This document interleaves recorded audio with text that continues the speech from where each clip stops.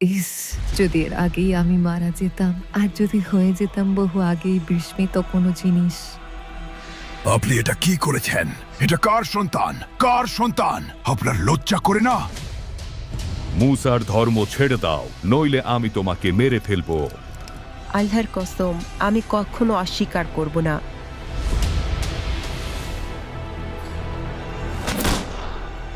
হে আমার রব।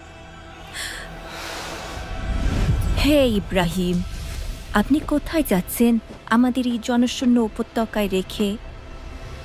প্রিয় আব্বা, ওরা কিভাবে আপনাকে এভাবে কষ্ট দিল? ওটার উপরে ওটা কি আয়েশা? এই সময়ে তার সঙ্গে আছে সাফওয়ান। তাহলে কি এর পেছনে আরো কিছু আছে? মা, দেখো মানুষ আমার বিরুদ্ধে কি বলছে, আর তুমি এটা আমার কাছ থেকে লুকিয়ে রেখেছিলে।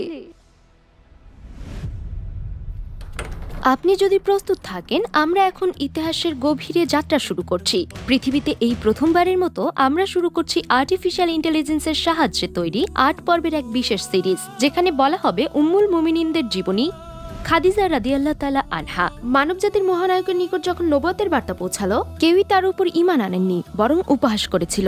সে পাগল হয়ে গেছে, কে তাকে বিশ্বাস করবে? আমি আপনাকে বিশ্বাস করি। আর ইতিহাসের বুকে সর্বপ্রথম ঈমানের যে কণ্ঠ উচ্চারিত হয়েছিল খাদিজার হৃদয় থেকে, আর সেই ঈমানের বীজ বহু আগেই জায়গা করে নিয়েছিল সেই হৃদয়ে, সেই বরকতময় জননীর অন্তরে, যিনি আল্লাহর রাসূলকে এই পৃথিবীতে এনেছিলেন। তাই স্বামীর কবর জিয়ারতে যখন তিনি গেলেন, নিজের ছোট্ট সন্তানকে নিয়ে কেমন অনুভব করেছিলেন হৃদয়ে? ও আব্দুল্লাহ! ফেরাউনের প্রাসাদের অভ্যন্তরে জুলুমের মাঝে দাঁড়িয়ে আসিয়া আলাইহিসসালাম কিভাবে আঁকড়ে ধরেছিলেন নিজের ঈমান। নিজের ঈমানের জন্য তিনি কি কি ত্যাগে প্রস্তুত ছিলেন? ক্ষমতা, মর্যাদা, গৌরব, সর্বোপরি নিজের জীবনটাই।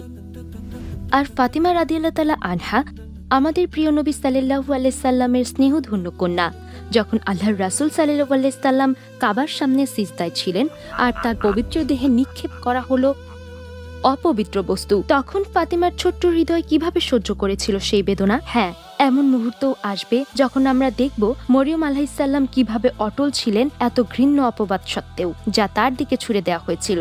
হে মারিয়াম, আপনি তো সত্যি এক ভয়ঙ্কর কাজ করেছেন। আর এমন সময়ও আসবে যখন আমরা হাওয়া আলাইহিসসালামের সঙ্গে জান্নাত থেকে পৃথিবীতে তার যাত্রার সঙ্গী হব। আমরা দেখব হাজেরা আলাইহিসসালামকে মরুভূমির বুকে একাকী এক শিশু কোলে নিয়ে পানির খোঁজে শূন্য প্রান্তরের মাঝখানে এদিক ওদিক ছুটতে, আর শেষ শক্তিটুকু পর্যন্ত দিয়ে আঁকড়ে ধরেছেন ভরসা, অসহায়ত্ব, ভয়, নিঃসঙ্গতা।